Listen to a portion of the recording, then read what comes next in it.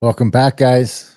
To your A-list lowdown coming at you August 5th already. Already August 5th, 2025. With Out with Women and Some Resilience in quotation marks, which I don't know. I did take a guess before we started recording on what that might be, but was not able to get it. So that'll be a surprise.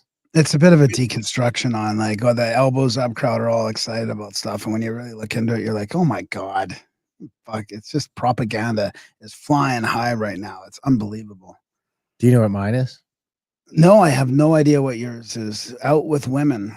There you have it. Double surprise show. Of course, if you're watching on YouTube, like, subscribe, comment. We're pretty close to getting monetized. I think within like 3 or 4 subscribers and like 12 hours of watch hours. I mean, we got monetized for super chats and stuff like that, but then we'll get paid for watch time. So we'll see if we'll finally find out if the show is worth doing. Spoiler alert. I mean, Parliament will be back soon. That'll probably make it a little better, but we're in the dog days of summer. We're in the dog days of summer. Do you want to, why don't we just, I'll jump into my, whoops, what did I do? I'll jump into mine right off the bat and we can get going. I do have some other stuff that might be a little dated because we didn't do a show last week, but we did do a show early in the week, but not later in the week. But I think it's worth doing anyway. So, I mean, the thing is, you just start to see it everywhere, right? Yeah, it's good to just document some of this stuff, even if it's not like a day old, it's just a week old is fine. So this is from the Hill Times, whatever that is. It's being leveled. Advocates worried about potential 81% cut to women and gender equality Canada's budget by 2028. Now, I'm not saying that I disagree with this, but I just think it's funny. This actually would tie into your Some Resilience in the Elbows Up crowd, because there's probably a lot of women in the Elbows Up crowd in the government that figured it would protect their jobs. What is it? It's saying what? There's something about equality? Yeah, so we'll get into the article. Women's advocates call the department's 3-year forecast extremely shocking and disproportional for the small ministry. The level of support will be radically reduced, says Catherine Scott, who isn't holding her breath for the fall budget. Oh no, what is this? I thought I had I signed up for the post, I thought. I thought you were a political insider already. Is this a different one then? This is a different one. Yeah, does that mean you don't even have access to your headline story here? Let's see. Oh, it's Canadian politics, this one too. Yeah. For some reason, I thought this was a subsidiary of the National Post, which I did sign up for this exact reason. So let me see now. Sometimes you can do some, I know some workarounds that might work here. Let me see if this works. No, that didn't work either. I mean, I just don't even understand the title here. Like, cut to women and gender equality, a cut, 81% cut to women and gender equality, Canada's budget. Like, what even needs to be cut here? I'm trying to see if I can backdoor my way into this without paying them money. Here we go. We'll do this one instead. Potential cuts to women and gender equality Canada could take us back to the Harper days. Now, the main reason I brought this is because it's just more evidence that Carney's more of a conservative than he lets on. It may be more of a conservative than Pierre, which is the sad state of Canadian politics when it comes to opposition. On April 28th, women voters delivered a major victory for the Liberal Party, turning around the electoral fortunes of a party that had been trailing its major opponent by 25 points in the year leading up to the election. I was thinking about that today. I'm like, sometimes I can't believe that we're in this spot again. The Liberals succeeded despite only a cursory discussion of gender equality in the Liberal platform, as the Liberals forcefully sought to distance themselves from the Trudeau record. And despite the removal of Minister for Women and Gender Equality, SWAGE from cabinet in March when Mark Carney was elected Liberal leader, a decision that he walked back after the general election in the face of protest. Questions continue to linger about the new government's commitment to gender equality. What's the status of the National Action Plan to End Gender-Based Violence? Where's the new Employment Equity Act? What's being done to bolster the capacity of gender equality organizations confronting an increasingly violent anti-feminist backlash? Have you heard about this increasingly violent anti-feminist backlash? Full of hate words? The answer is not online hate words. I mean, what is this violence? Something tells me they're not going to tell us. The answer is not much, according to the new 2025-26 departmental plan. In fact, with the conclusion of current funding programs, Wage Canada's budget is set to decline by a whopping 80% between 24-25 and 27-28, a much larger cut than the 15% identified in the new finance minister's campaign. So here's how much money they've been dumping into the Women and Gender Equality Canada. So this is in millions of dollars. 14, 15, you're 39 million, 38 million, 45 million. By 2019, 2020 budget, you're up to 138 million. And by 2025, 26, you're up to a $400 million, almost $500 million. So then they cut that by 80%, which would get you back down to 80 million, which would be, still double what you were spending 10 years ago. And it's the type of thing, it reminds me of the DEI stuff where these companies are just now, they're still practicing DEI. They're just not labeling it because it seems to me like, I mean, I haven't looked into this, but shouldn't things just be fair and equal and run that way? Why do you need a department to focus on gender equity? Like it should just be fair and equal. Why does it cost money? Like women's programs are different. You need $500 million to help hire. In the Liberal platform, the government promised to increase support for the Women's Economic and Leadership Opportunities Funds, but the funds for the women's program could fall by over 90% from $226 million to $18.9 million. So here again, you can see where for some reason you're 29 million, 26 million in 2017, 30 million in 2018, 2019. And then it's 65 million, 95 million, 173 million, 226. Oh my God, man. Those are huge increases. I mean, I don't think there would be anything wrong if you just kept it at that other, like the 30 million or whatever. Okay. There's what we're going back to. And that's basically what we're going back to. And everyone's up in ours. Yeah. I mean, it's 18.9 29. So you cut it by 30%. So here's the grants. Where you're down here. Look at this one. I mean, almost nothing until boom, up to 220 million on this one and 200 million on that one. I mean, that's two different programs. And you wonder if it's even if it's money long, if it's even legit. That's all these types of things now. I just don't have any faith in any of it. If these cuts are implemented, the women's movement will be thrown back to the wrenching Harper years when then Minister of Status for Women Canada, Bev Oda, famously excised the word equality from the agency's mandate, arguing it wasn't needed anymore. She wasn't. Whoa! Funding for the women's program is actually forecast to be 36.5% lower in 27-28 than it was in 24-2015. See, she was saying they won. They've got their equality now. We can end the slush programs. Funding for the Equality for Sex, Sexual Orientation, Gender Identity, and Expression program, which includes transfers to the provinces and territories, effectively falls to zero by 27-28. The dedicated GBV funding stream, in addition to support offered through the women's program, will fall to 10.7 million at the same time. So can I ask a really stupid question? Just where are these drops coming from if there's no budget or anything? Like, I don't understand how. I can't answer that. I'd be just making stuff up.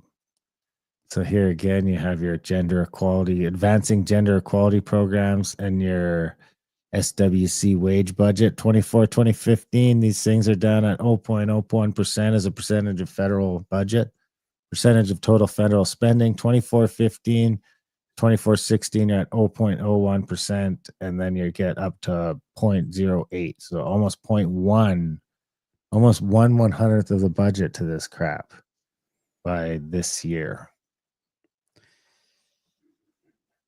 Anyway, So you're just a misogynist. I guess I am. Yeah, it could be. That could be the case. That would explain. So that's your title. Yeah, they seem to, but it's not. It's a little misleading because they're not actually. Will this result in less women getting hired? I don't know. Why do they need $500 million to help hire women? Is it They just don't like anymore. they don't need them? But they don't need them, but they need an extra 3,000 women just to hit the numbers. So they just just hire them. Just we need money to pay these women so we could say we're doing it. I don't know. Here, I'll do another one. Let's jump over to this one. This is kind of funny. One, our buddy Table Salt. New youth unemployment reaches all-time high in Ontario. The CBDC blames it on, quote, we could spend hours debating the cause. They can't say it. They literally can't say we brought in 3.09 million people in 2 years. Is that the 54,000 people in the summer thing in the summer job fair? I think so, yeah. When you look at 1 in 10 in the city looking for work, 54,000 people applying for 5,000 jobs at the CNE, what's driving these unemployment rates? There is so much. Like, we could spend hours talking about what this, what the source of all of this is. I think the biggest things that we're seeing is a fundamental shift. Do you think we need to spend hours talking about I can't even listen to this. It's infuriating. Just right there. Her voice, the way she's talking about it, it's just gross. In what do you think that we need to spend hours talking about the different causes for this? I think we need about 30 seconds. The labor needs are. We've got a booming generation of Gen Z. We've got so many young people freshly graduated looking for work. And we're also seeing folks aren't retiring and stepping out of the workforce as quickly because the economy is so challenging. And then we look at some of those larger macro and microeconomic trends. It's really impacting the volume at which organizations can hire. So a lot of different factors here. What this boils down to is ultimately more job seekers than jobs available, which is leading to doubling, tripling, and sometimes even higher kind of rates of increase of how many applications we're getting it for every single open role. They didn't even mention the one that I would assume you would explain away within 30 seconds. And she's a career coach. She should be right on top of all this stuff. So here's one, just on that subject. I was going to clip it, and I didn't clip it, but Clyde do something. No. It was Moose on the Loose had one of these. It was about the applications for the temporary foreign workers, right? So one of these young kids offed himself because he ended up finding out that he got this job and then he got let go, or he didn't get a job because one of these temporary foreign workers came in and took the job away or something. But he had applied for so many of these things, like hundreds of these things, right? And it reminds me of the kids that I know here and stuff. And I never really thought about it like this, but there's a lot of these jobs that aren't even real jobs, right? They're not even real openings. They're just a job posting that has to look like a real opening so that they can bring in these subsidized workers. So the companies so kids are applying to all these jobs that they think are openings when they're not really openings. At least not for somebody who lives here, who's a citizen. So imagine being a kid, like imagine I couldn't imagine this growing up and sending your resume to hundreds of places. You never get a call back at all. Nobody even acknowledges that you've applied for hundreds of jobs. And then they hire somebody, and they get subsidized by the government, the taxpayers' money to take your position. I mean, unbelievable. You didn't even have to. Wasn't that thing we were reading last week said you didn't even really have to do that anymore? There's a bunch of loopholes where you don't even have to pretend you're trying to hire someone anymore. You can just do it. I think maybe, but it's by industry, I think. So no clip for that though? No. Well, here's this is a local one, semi-local to me, not too far away. Edmonton, I think. Oh no, Calgary. So 11-year-old boy robs bus driver at knife point. No, what? 11. Can you imagine? Police in Calgary say an 11-year-old boy armed with a knife robbed a bus driver at Earlton Station on Tuesday, July 29th. Around 11:45 p.m., the boy allegedly demanded the driver's phone and left with cash, joining two other youths aged 12 and 14.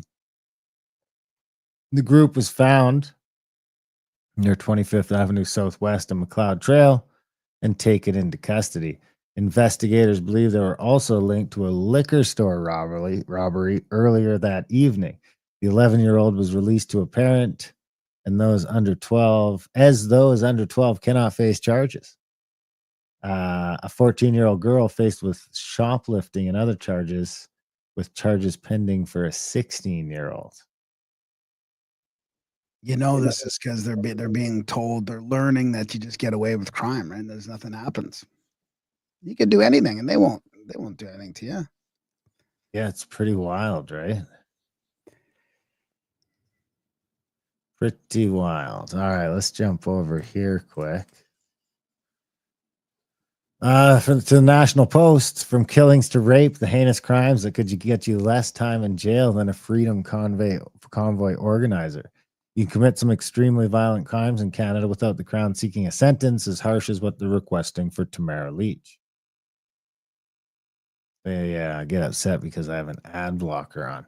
Last week, Crown prosecutors announced they were seeking jail sentences of up to 8 years for Tamara Leach and Chris Barber, two organizers of the Freedom Convoy protest. Both were convicted of mischief, but the Crown mass mischief. But the Crown is seeking a minimum sentence of 7 years in jail for Leach and 8 for Barber, who was also found guilty of counseling others to disobey a court order. The Crown has argued that the disruptiveness of the Freedom Convoy blockades warrants the harsh sentence, but in a statement this week, Conservative leader Pierre Poilievre said courts are throwing the book at Barber and Leach while simultaneously giving free rein to rampant violent offenders and anti-Semitic rioters. So we could go through a few of them. Sexually assaulting a baby. The accused can't be named due to a publication ban, but he's a BC man convicted of sexually assaulting his 1-year-old daughter. Specifically, he rubbed his penis against the child's exposed genitals while filming it on his cell phone. In March, Crown prosecutors sought 5 to 6 years for the man's conviction for sexual assault, possession of child pornography, and sexual interference with a minor. Using a car filled with guns to ram into Justin Trudeau's house. I didn't even hear about this, did you? Defense lawyers for Barber and Leach have argued that the pair were active in keeping Freedom Convoy peaceful and blah, blah, blah. Months before the Freedom Convoy got underway, an Army reservist angry about COVID lockdowns filled up a car with guns, smashed through the gates of the official prime ministerial residence, and was stopped as he attempted to approach the residence to arrest then Prime Minister Justin Trudeau. The reservist crimes were much, much more serious than mischief. He was convicted of 7 weapon charges and 1 charge of destruction of property. But the Crown in this case sought a sentence of 6 years. I mean, no kidding, they didn't tell us about that. They must have been worried that would get people riled up. Killing multiple people, innocent people via drunk driving. When it comes to crimes that kill people, vehicular manslaughter is routinely among the most lightly punished. There exist any number of examples of Canadian driver killing someone through inattention, recklessness, and getting off with nothing more than a fine and a brief driving ban. Edmonton man Taylor Yamachuk killed a senior couple while driving drunk in 2022. The Crown in this case sought and received a 5-year jail sentence. 5 years was also the sentence sought by the Crown in the case of a Newfoundland man who took the wheel after drinking all day at a 2019 music festival, causing a crash that killed couple John and Sandra Lush and seriously injured their daughter and boyfriend who were in the back seat. Stabbing a man to death because he told you to stop abusing your girlfriend. In 2018, 26-year-old Abil Nagusi Abera received fatal stab wounds in downtown Vancouver after he attempted to intervene between a man yelling at his common-law spouse. At a hearing last month, Crown prosecutors sought a 5-year term. Being a police officer who stalks and sexually harasses crime victims, the Crown sought 2 to 3 years. Amassing enough child pornography to fill a video store, the Crown sought a 3 to 3.5 year sentence, and he was sentenced to 2. Torturing a toddler to death, the Crown would end up seeking the exact same sentence for the parents that is being sought for Barber, 8 years in jail. Shooting at police, Ahmadi ultimately received just 4 years in addition to a $1,000 fine because he was also drinking and driving. Intentionally ramming a car loaded with children and pregnant women, sentenced to 5 years. Beating a fellow homeless shelter resident to death, Jaga was convicted of manslaughter and sentenced to 5 years.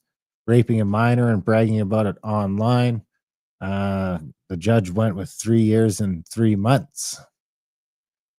So that's just sort of an expansion on what we were going through last week with some of that stuff. I was asking for help on finding a quote that's been going around lately about this kind of justice system, not the two-tiered system, which is quite obvious, but Nietzsche, I found one from Nietzsche. It says, there's a point in the history of society when it becomes so pathologically soft and tender that, among other things, it sides with those who harm it, criminals, and does this quite seriously and honestly. Oh, wow. Timmy Bush gifted 10 A-list propaganda memberships. I don't know how that works. Does that mean we could just give them to people somehow? I don't know how to do that. Oops. Thanks, Timmy Bush. Thanks, Timmy Bush. We'll figure out how to do that, and we'll give all the people. There's only like 10 people that are active here, so they can all be members now. Yeah, I was looking for that quote. I can't find it. So, all right. Do you want to take a turn? Yeah. So let's go to my headline here, because this is this kind of shows what's going on here. Let's see. So this is jiggly news here. This will infuriate Maple MAGA, right? So all this headlines going around. I've got a cough or something's going on, so I'm going to try not to cough, but I've been trying to mute myself and clear my throat here, but my throat's been a little messed up. I think it's from I think that's like all the pollen and shit. I've always I've always got allergy problems, but they've seemed heightened the last like 3 weeks with all the rain. Yeah, I can almost feel them getting worse when it rains. So here's this post from Jiggly News here. This will infuriate Maple MAGA. Canada's economy is showing resilience against U.S. tariffs. Why? And then there's a link here. And then Julie here is like, yep, that's the talking point. Propaganda. What it really means, Canada's holding on for dear life and running out of options as their economy is getting crushed. So this is the Pleb reporter saying the Canadian media are all pushing the same BS story again. Now, this is what propaganda looks like. So just to give you an idea, it's hard to believe that this is still going on, but here we go. The same headline, Toronto Sun, CTV News. There's CP24, which I'm gonna read through. Toronto Star, it's all this exact same thing. National Post, CBC, like they've got their fucking papers and they're gonna propagandize us. Of course, people are catching on to it. Funny how MAGA echo Trump's stupidity, yet their own economy is shrinking. I mean, it reminds me of this. Before I go into this. This one was also, what a badass move by Canada, not folding to Trump pressure and exposing U.S. economy. Exactly. I see this one going around a lot. Like, what does that even mean? Do you understand what they're saying? I'm like, is that sarcastic? Like, what's wrong?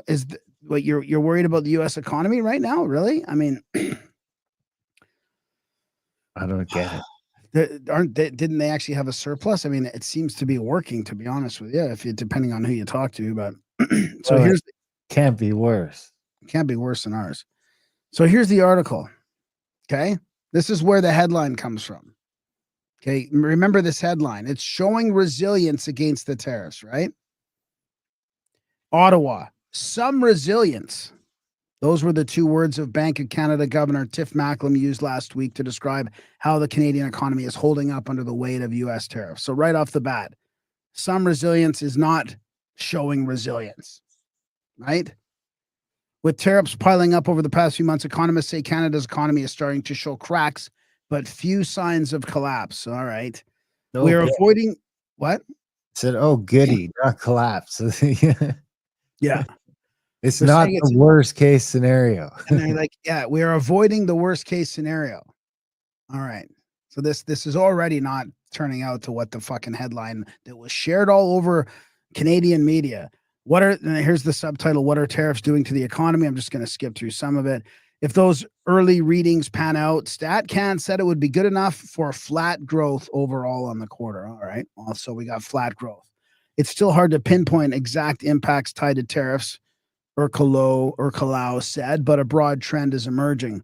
What we can say over the last 6 months or so is that economic activity is somewhat flatlining, he said. So I guess now resilience is flatlining. Now we go to, will Canada hit a recession? Will we hit a recession? Does that mean we're running out of resilience? Does that mean we haven't been in one, I guess, right? Not officially. Some other forecasters continue to pencil a tariff-induced recession into their outlook. So is that, I guess that's not resilient enough to avoid a recession if some people are predicting it. I mean, they've got a bunch of quotes here. I don't want to go through all of them here. Canada avoids a recession in that outcome. Growth in 2025, 2026 remains overall positive, but half a percentage point lower than it would have been without the weight of tariffs. So it's not really making a difference. I mean, it's just disgusting. I mean, then we've got, we've got other stuff to sort of share on that, on that kind of stuff with it, unemployment. And there's a couple things here, like Marty up north posted. Some of this is old too, which I wanted, but I've been saving it up. 21.4 million Canadians are working as of June. That's less than half the population. Only 30% are net tax contributors. Orange is the private sector. Right here, there's that drop during, blue is government. Of course, that's going up. And green is self-employed. Which kind of would be ideal in some ways if only half the population was working. You can clearly see the impact of major recessions and COVID on the private sector in the last 50 years. Government employees have guaranteed safe jobs, which is why they should be paid less than the private sector, a lot less. Government work is job security versus performance. So, I mean, that's not really what I wanted to show, too much, but I wanted to get that out of the way here. There was another one from because in a good economy, ideally you'd have even less than half the population working, probably, right? Where you'd have a lot of like households that were single income. Yeah, so let's go with here where it's like all those other people are on some sort of government dole because it's almost impossible to get by in a single income. Yeah. So let's I was looking for one and they were talking about the I can't remember now. So I will go to this example of government workers. Speaking of Marty's thing on government workers here. Let me just find it quickly. Did I get rid of it? This is gonna annoy you. Have you seen this one from Table Salt? Have you seen all the controversy over the Canada Post workers? Because if they finish their route in 6 hours, they get paid for 8, right? But then they'll be offered to get another 2 hours of overtime in there if they stay. So if they stay, so then they work 8 hours and get paid 2 hours overtime. That's what's going around. I mean, I haven't fact checked that, but that's what's going around. So here's Table Salt. This is what happens when you go home after finishing your route in 4 hours and get paid for 8 hours anyway. Gets caught putting "We missed you" sticker, but didn't even load parcel on his truck. So this is the guy who's videotaped this. You ready? This guy's like, he's a gem. I mean, he's super calm. He's just the nicest guy. I would have lost it. You got my parcel? Whoa. I paid. So I'm going to just comment on this because the dog's barking and stuff. He says, whoa, I pay for home delivery. So this chap pays $50 to get this Canada Post to deliver it to his door, right? And it needs signing for. So he's got signs on his door that says, "I'm home. I want to sign for this. I'm home." And she's walking up, not with the parcel, because the parcel's somewhere else. It's with the slip that says, "We missed you." For a home delivery. He's just gonna close the door on the Is it in the truck? So he's like, "Is it in the truck?" She's like, "No, it's already on North Street." But no.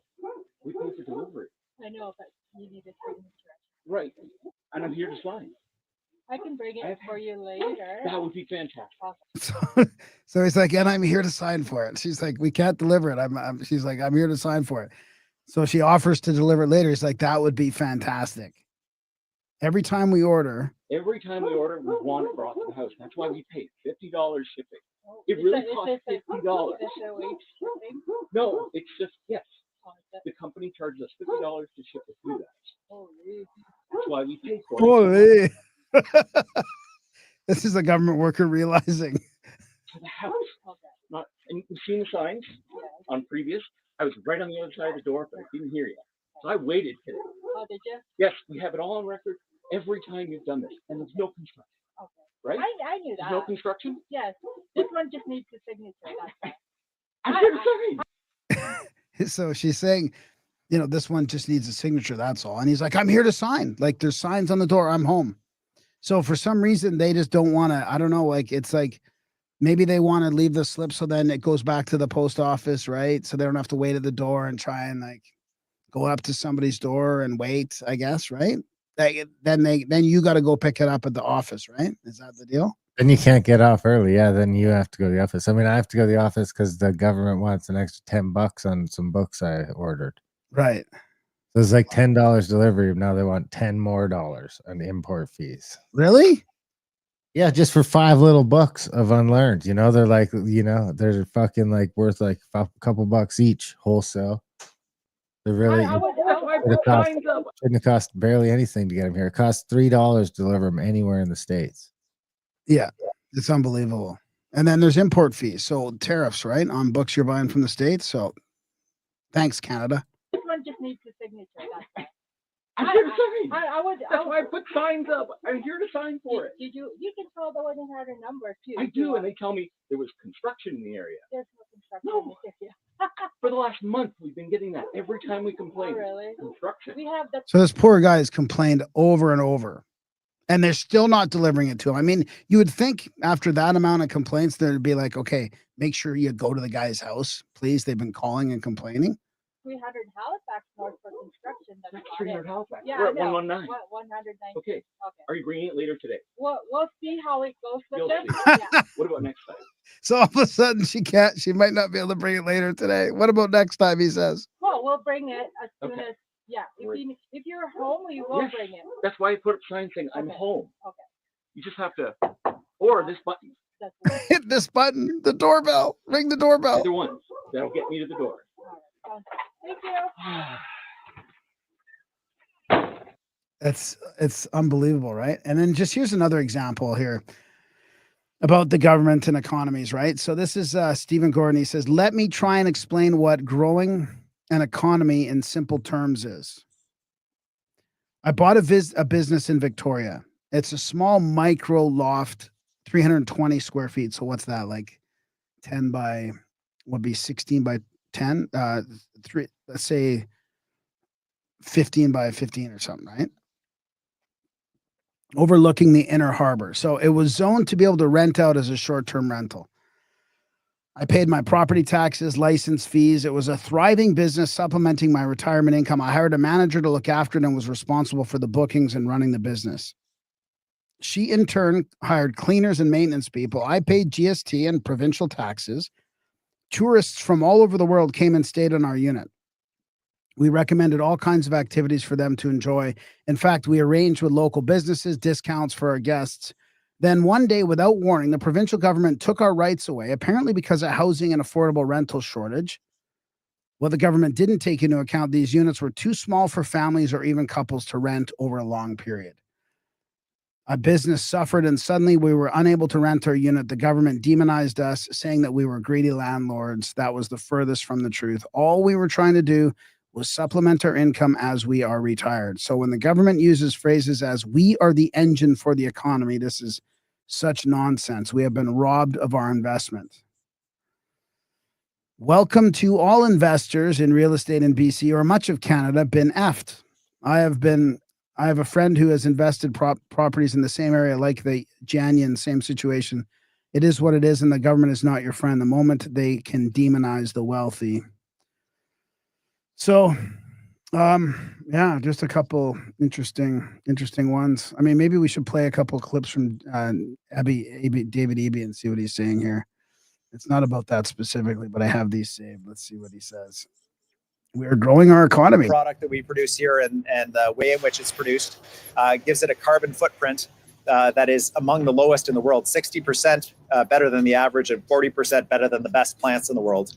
And that it means a great deal in countries that are committed to reducing their carbon footprint. We're displacing higher carbon LNG that they would buy from elsewhere.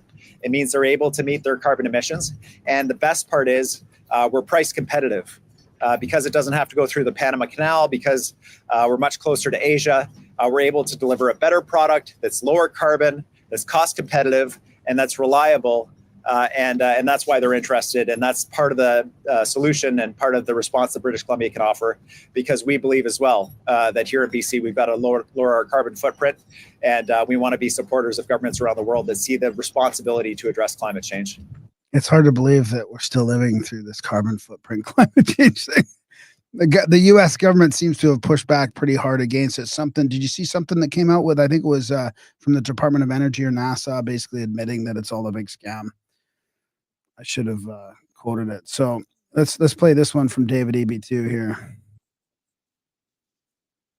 Eby, not Sharon. Were you hearing it? No. Eby, is it Abby or Eby? Eby? Yeah, I think. I'm announcing a second call for power, an additional 5,000 gigawatts of clean energy that we're calling for to be produced here in British Columbia, enough to power 500,000 homes, as well as major industrial projects across the province. It is an economic driver in every corner of British Columbia for communities right across this beautiful province of ours. And it's a reflection of two things.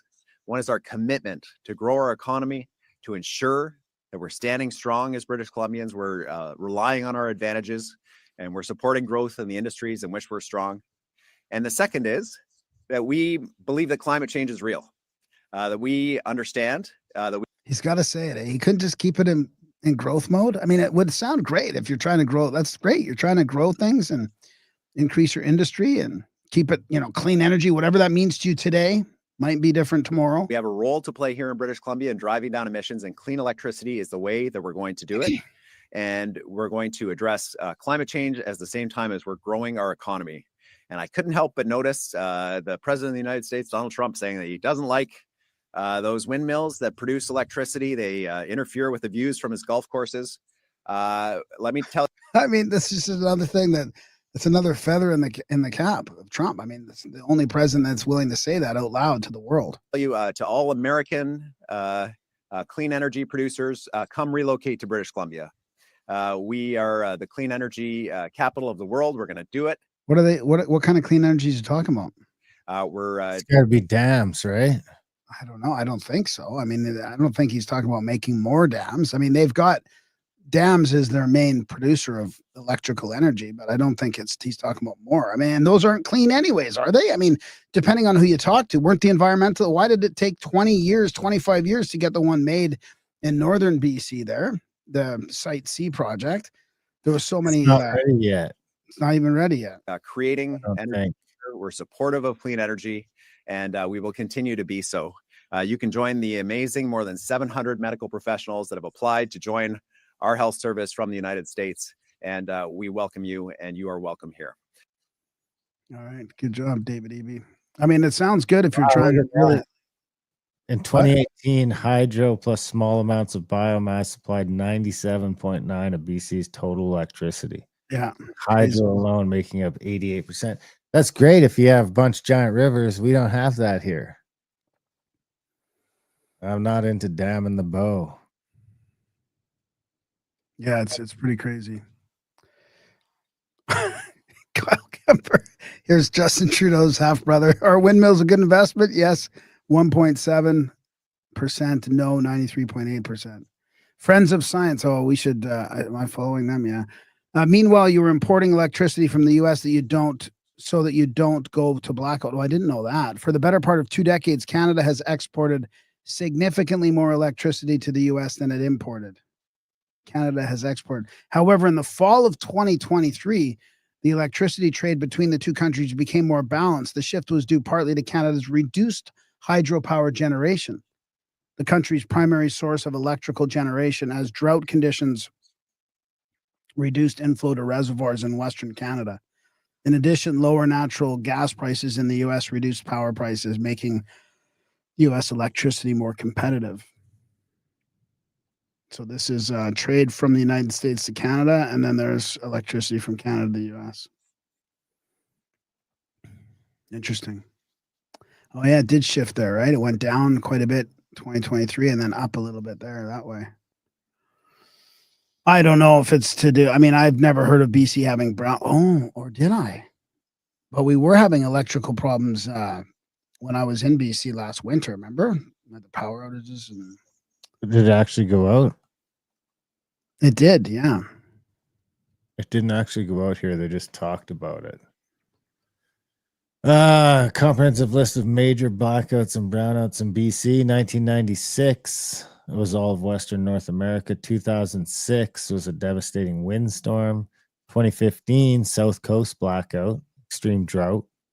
2018, December windstorm. 2024 is a record outage year. In 2024, BC Hydro experienced the highest ever number of weather-related power interruptions. Over 1.4 million customers, about 3/4 of the province, lost power at least once, primarily due to 3 major late fall storms hitting South Coast and Vancouver Island. In early December alone, storms caused outages among 320,000 customers. Which doesn't sound like it was because of BC. It seems like it was more to do with the storms. Here's another quick share here. Oh wait, it is because the windstorms exasperated the drought, so there wasn't enough water to keep them dams rolling. Huh. Interesting. But Site C, that dam is still that was in BC, right? Or was it Alberta? BC, right? Northern BC. It's in BC by Fort St. John. So here's household debt as a share of GDP. Canada leading the race. That's pretty good, 103%. And the UK underneath it. Oh, this Commonwealth country is doing pretty good. Where's Australia? Oh, it's not even on the list. Looks like the US is so high up there, actually. Looks like Site C is 90%. The reservoir is full now. Oh yeah. So they've got 4 of the units operational. So Site C is already producing power. Oh, that's good. Yeah, it's not bad. How long was that being planned for? 30 years? Something like that, yeah. 3 decades to get electricity built? Is that clean? Is that what David Eby calls clean? Is that what he's... Yeah. Public access to the reservoir is restricted until at least spring 2026. So when did they do calculations with all the concrete and all the steel and to actually like make it clean, or did they just call it clean because they can right now? Yeah. I wonder if they put in fish ladders and stuff like that, or if they do those sorts of tests. Well, I got one more here. I'm going to get this out of the way. It's just sort of a funny one, really. Another elbows up one. Carney says Canada's still among the lowest in the average after the U.S. tariffs, Trump's 35% hike on tariffs. So Prime Minister Mark Carney says he is disappointed by the U.S. decision to raise tariffs on Canada, but that Canada retains one of the lowest average tariff rates globally due to many products being exempt under the U.S.-Mexico-Canada trade agreement. Isn't that over this year, though? Next year. It's July or August 2026. Well, the government is disappointed by this action. We committed to CUSMA and USMCA, which is the world's second largest free trade agreement by trading volume. The United States raised tariffs on Canada from 25% to 35% beginning August 1st, citing the issue of illicit drugs like fentanyl flowing over the border and Ottawa having failed to cooperate to curb it. Washington also cited Canada's retaliatory measures. However, Carney said sectors like lumber, steel, aluminum, and automobiles are heavily impacted by tariffs. The United States has also levied 50% tariffs on steel and aluminum, 25% tariffs on automobiles and auto parts, and 10% tariffs on oil and potash. For such sectors, the Canadian government will act to protect Canadian jobs, invest in our industrial competitiveness, and buy Canadian and diversify our export markets. And they're still just saying the Prime Minister says when it comes to fentanyl, Canada counts just 1% of imports of the drug into the United States. They're still using that bogus stat, eh? Yeah, and has been working intensively to further reduce these volumes. We will continue working with the United States to stop the scourge of fentanyl. Washington said in its July 31st tariff announcement that Mexican cartels are increasingly synthesizing fentanyl in Canada, that super labs are operating in Western Canada, and fentanyl seizures at the northern border have surpassed total seizures of the past 3 years combined.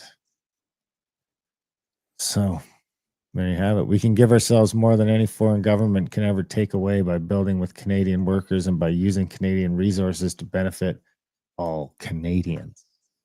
Just now? You're just starting that now? Yeah, it's frustrating. All right. Well, I've got a pretty big one here that I've been looking forward to doing. It's I thought she had two of them. Remember, I kind of teased it last time about Candace Malcolm's deconstruction of the CBC stuff. I thought there was another one, and I looked through it and I couldn't find it. And then I thought maybe she was like referencing halfway down this one. She reposted it, and I think it's all part of this thread. But this is what we need to do. I tried to kind of do it with that last little story that we had there, just to show the headlines versus what's in the story. But this is a great little deconstruction here. So Canada's state broadcaster is a propaganda machine. Every news article is pure one-sided activism with the simple goal of promoting the Liberal government's narrative. But their latest anti-American, anti-Christian, anti-free speech smear campaign has backfired. So let's go into this here.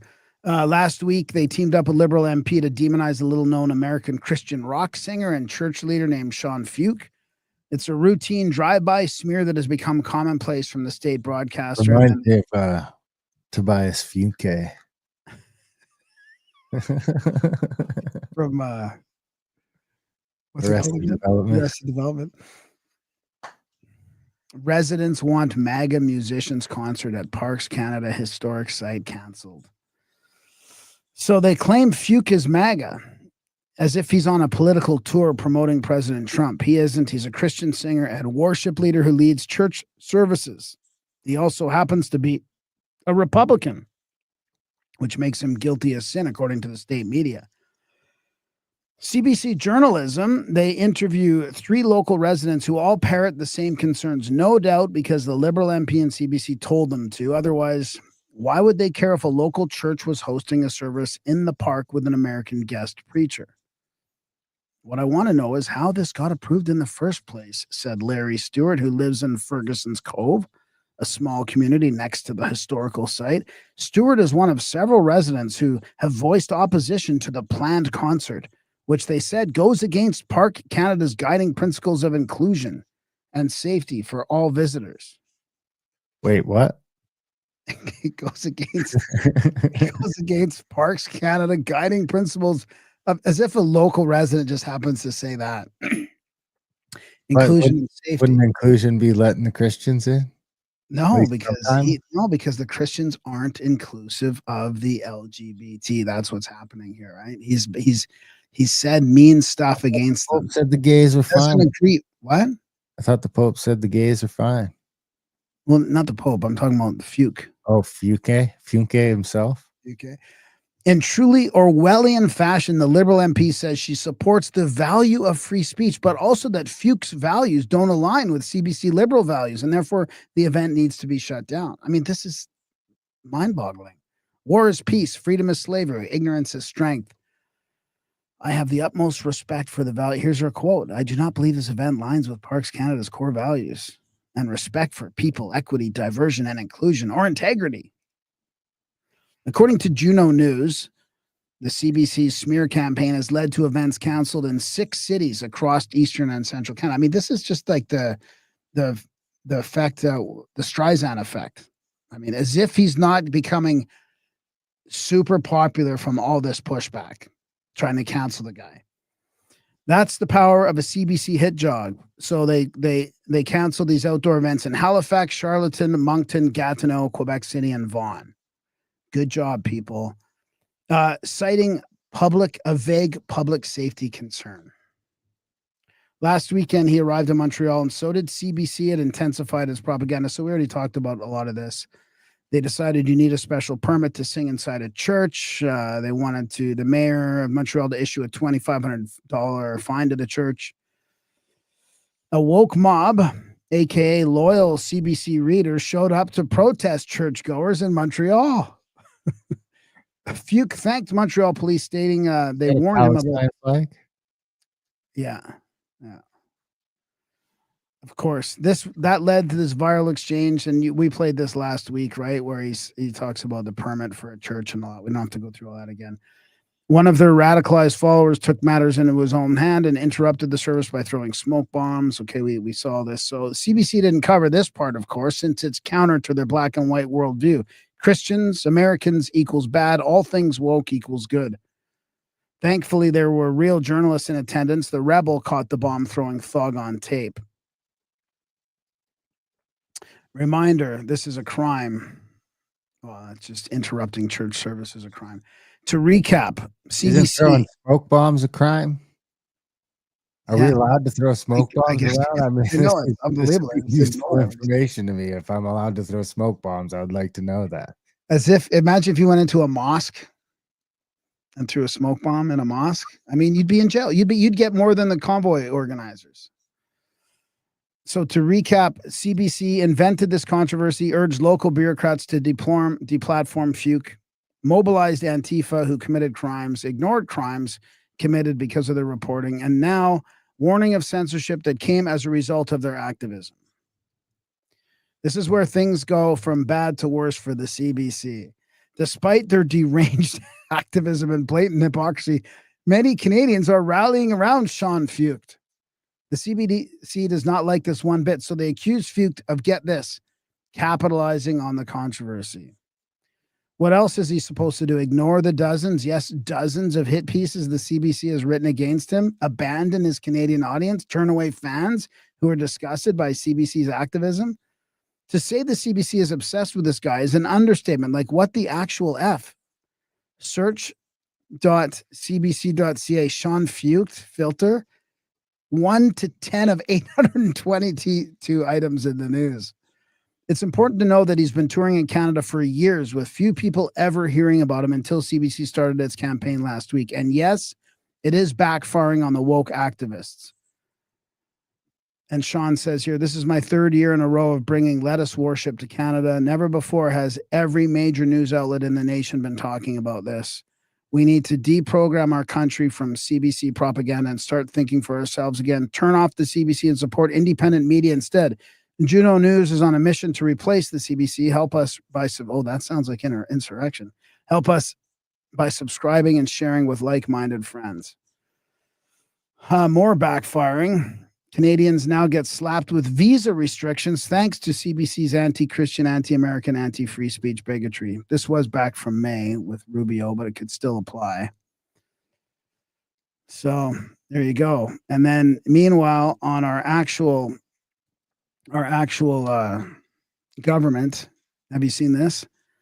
That we have an Islamic caucus in government, in parliament. That's nice. Yeah. Started by the Trudeau Liberals. See below. As a reminder, there is no Christian caucus. Imagine the outrage for even suggesting that. We are not an effing Islamic country. So here it is. Federal and provincial governments are under an equal duty to maintain neutrality with respect to religion. Blah, blah, blah.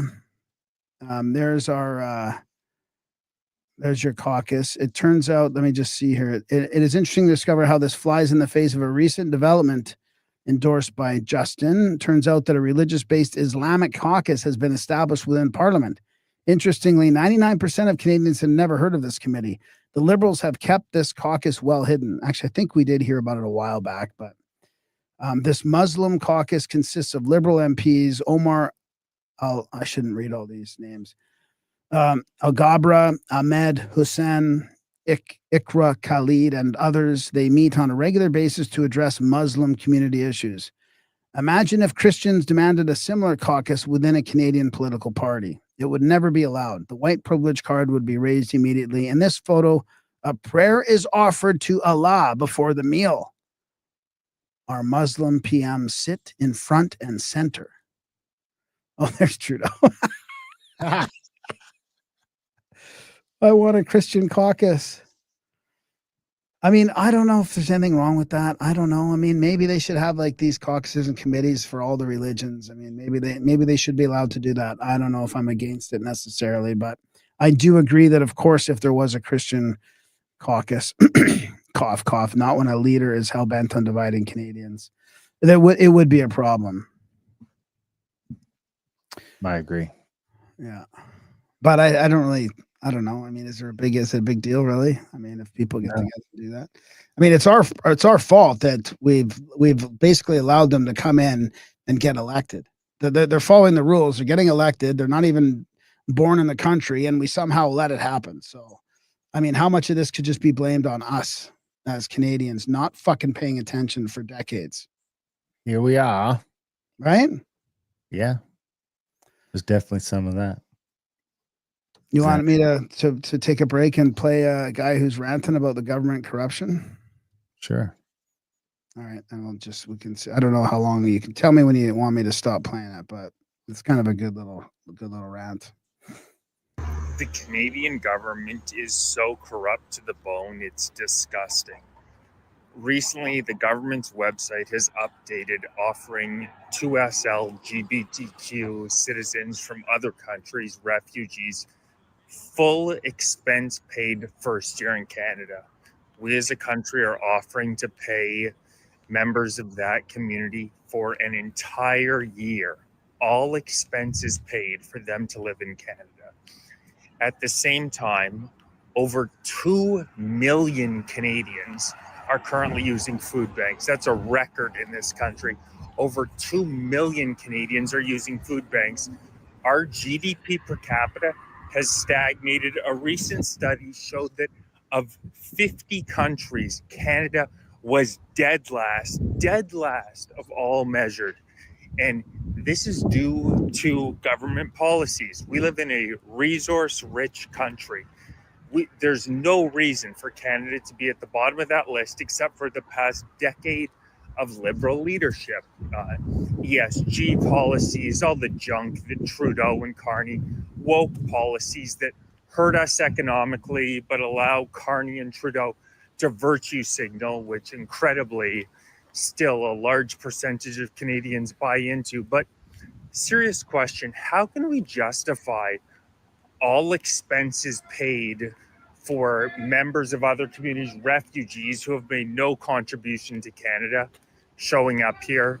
In addition to this, all expenses paid first year for members of the 2SL LGBTQ community, we're offering up to $230 a day for immigrants. And at the same time, Canadians are starving. You walk through our streets.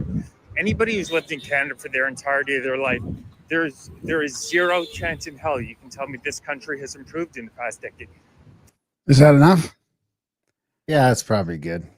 Yeah, it's going to be the same old rat. But I mean, interesting about the LGBT people. This is the other one I was trying to remember when I was talking about the government. This is that Market Mania guy. He's got some great rants. My God. 1 in 4 workers in Canada works for the government. That's over 4.5 million people living off taxpayers.